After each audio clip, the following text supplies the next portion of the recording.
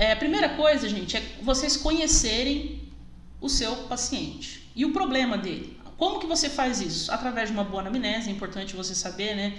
Todas as situações de saúde, a gente já falou sobre isso na aula passada. O exame clínico, eu vou falar quais são os pontos mais importantes, principalmente na extração de molares.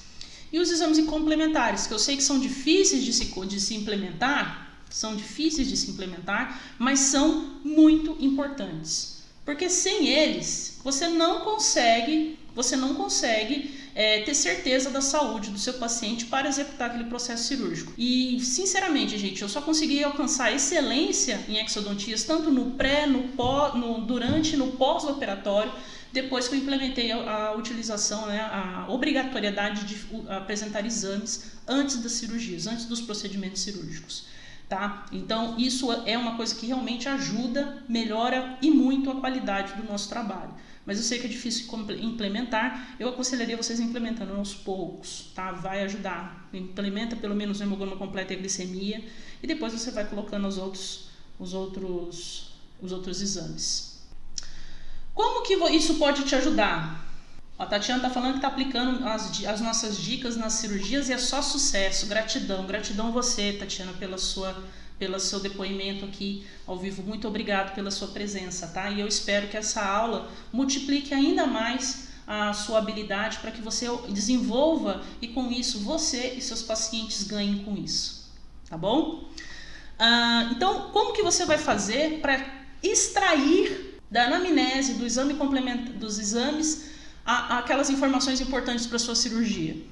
Na anamnese, é importante você saber se o paciente já tem algum problema de DTM. Se ele já tiver algum problema de DTM, você vai precisar apoiar melhor essa mandíbula na hora que você estiver fazendo extração, para evitar problemas de luxação e trismo. No exame clínico, é importantíssimo você ver a abertura de boca. O paciente tem que ter pelo menos 4 dedos, né? 4 dedos não, pelo menos 3 dedos. 3 dedos de abertura de boca. Então você pede para o paciente abrir o máximo e tem que entrar pelo menos 3 dedos para que você consiga executar uma boa cirurgia. Ah, Bianca, mas isso a gente não usa só para terceiros molares? Não, os molares são dentes que estão no fundo, numa região escura e com uma acessibilidade reduzida. Se o paciente não abrir a boca, vai ser muito mais difícil você fazer essa cirurgia.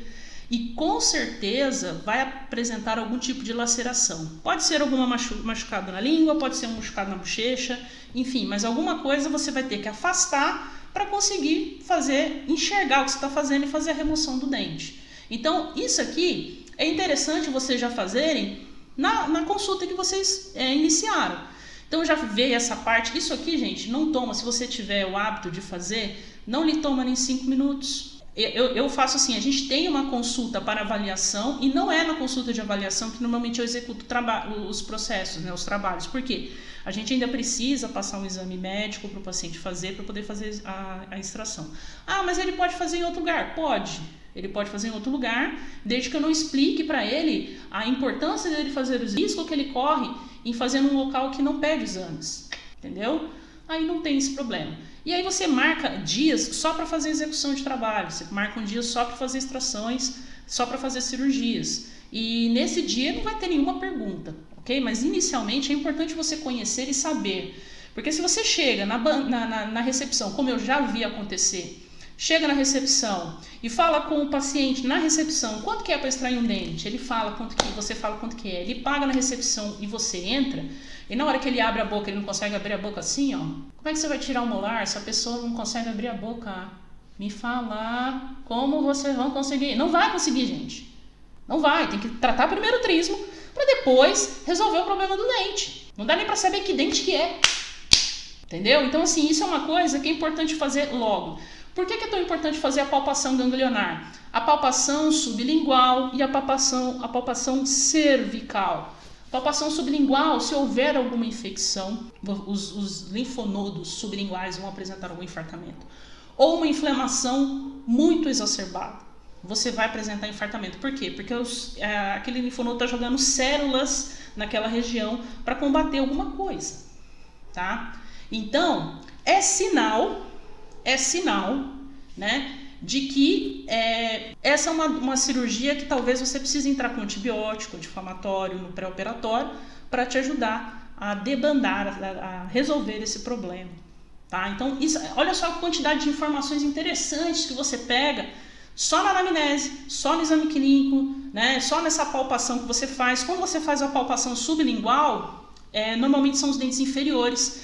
Quando você vai fazer superior, suba na região cervical. Esses linfonodos cervicais, eles normalmente apresentam um infartamento também quando você tem dentes superiores e posteriores infeccionados. Então você vai conseguir saber se tem algum problema ali na região. Ok? A gente já fez uma aula falando sobre infecções odontogênicas, em que a gente comentou sobre isso, e também falou sobre os espaços faciais e suas infecções. Ok? Os exames complementares, como exames de sangue, se o paciente tem uma anemia, se o paciente tem uma anemia falciforme, por exemplo, você faz uma remoção de dente, ele estiver num pico de crise, com eritrócitos muito baixos, a chance de ele parar no hospital por causa disso é gigante, gente. É muito grande.